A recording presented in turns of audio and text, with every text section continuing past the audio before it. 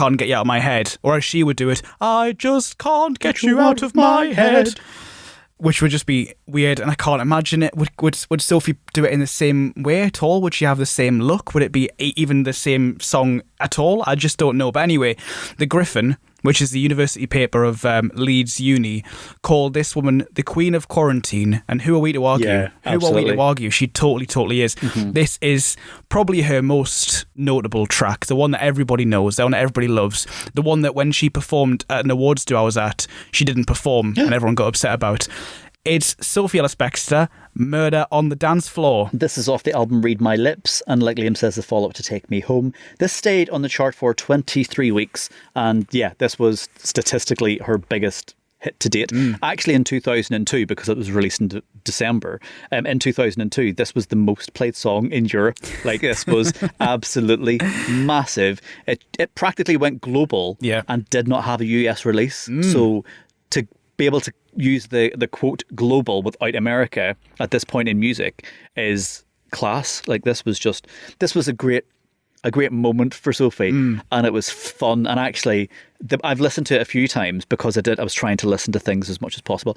This is an onion. There's loads of different layers to it. It sounds so basic when you start listening to it, and it's very much about Sophie on vocals, but actually zoom in and zoom in and zoom in, and you hear new things each time. A little bit of a labyrinth gem here. I think Take Me Home was the same. I think Take Me Home had a lot of layers to it as well that we kind of picked apart when we did that back at like Christmas.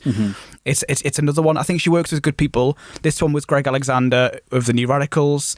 Her herself just being an incredible talent, having that experience of being in a band, working with Spiller, now doing these solo tracks. I mean, yeah, she's amazing. And the video, which we'll get to, of course, to be with Sophie Muller again, it's incredible.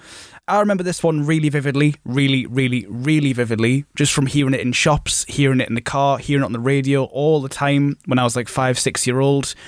And I still absolutely adore it. Yeah. I think I've been really looking forward to this one. I really have. I didn't realise how good it was until we've looked back at it. And really? You know, so I always knew it was massive because I loved it and I have so many memories to it, but I don't think I respected it the way that I respect it now. So my respect for it was a 7. It was a good high 7. Now I'm right up there with the respect for this one.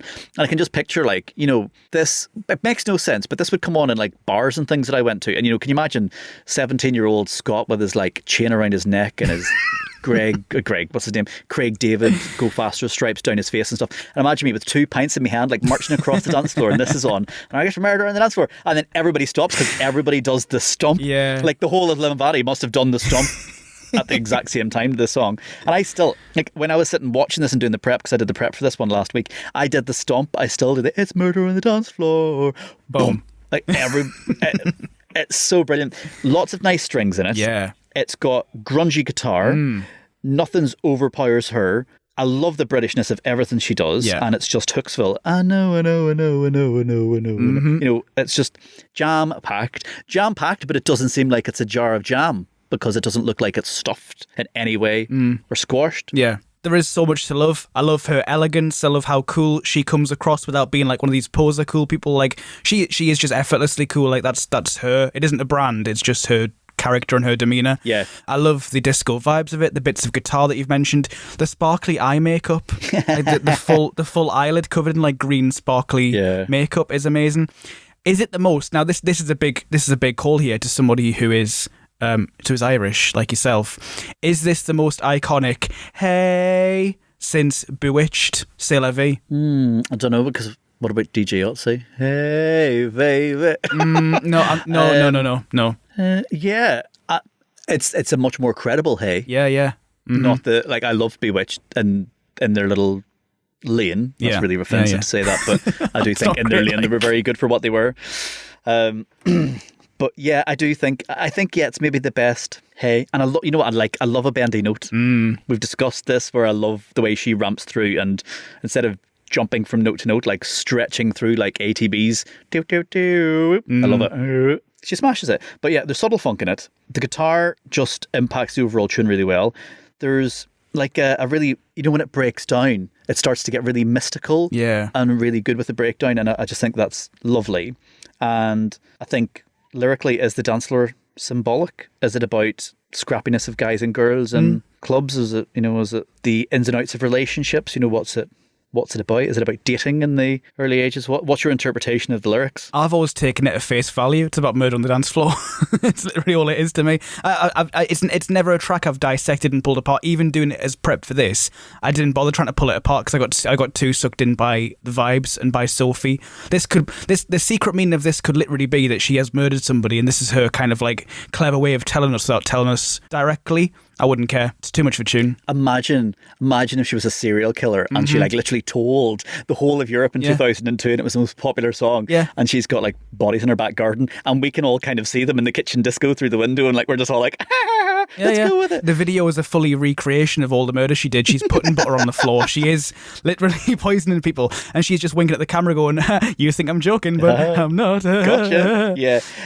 Gotcha. I do think, now that I've listened to it, I think, is it supposed to be about the dating scene, and actually the dance floor is the dance floor of relationships, and when you're younger, being in competition for the same guy or for the same girl, and that just the notion of it's not you're actually killing someone, but it's like, God, that was murder. That was really, really difficult, and it's supposed to be reflective of that. And this whole thing's just this like giant, really, really smart, intelligent piece that's come from Sophie, and it's been caught in the music video and stuff perfectly. And it's like, it isn't just about the dance competition we see in the music video for it. But if you haven't seen the music video for this, you have to go and watch it because it's so 2002 because there's no Rohypnol involved, but it is so good.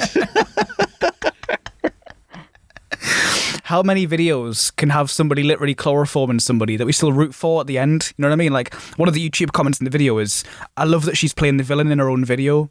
And that is quite a bold thing to do, isn't it? When you're trying to sell records, to literally be going around killing people or, like sabotaging people. It's bold, but it was big. I mean, it got a number 2. Maybe if she wasn't killing folks, it wouldn't, it would be the number 1. But equally, if she wasn't doing that, it wouldn't have been top 10 potentially. Who knows? The video is such a big part of its success for me. Yeah. That's why the two are so entwined in my mind. That's why I don't even think about it, the possibility of being about love or about relationships. Or to me, it's just about a dance competition that she just has to cheat in to win. Yeah.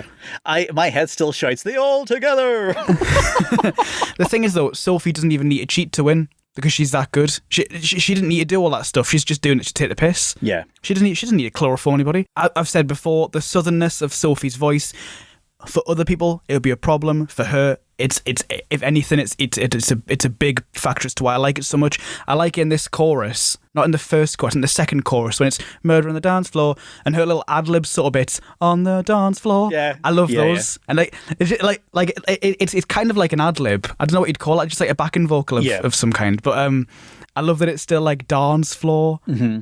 Like, just the way it's been mixed in is just so lovely. I would love to be, like if there was, there's Dairy Girls and Nadine Coyle was used to be the precise accent of Derry. I would love if somebody, like, if there's Essex Girls as a comedy written by Lisa McGee one day and all of a sudden someone's like, well, I listened to hours and hours of Sophie Ellis-Bextor and all of her kitchen discos so that I could learn a British accent, and she was my barometer for that. That'd be really, really good. But yeah, if you haven't seen the video, you need to go and watch it because there's tripping over, there's butter, there's G-strings, there's chloroforms, there's sabotage, there's cash, there's sparkly stilettos, and there's just her doing her thing. And what I love about it is how authentic she is, because this is, if we think back to Girls Aloud and Nicola Roberts being like, I hated life at this point because they kept spray tanning me and you were not allowed to be pale. And actually Sophie is just the colour she is, she's very pale in it. Porcelain.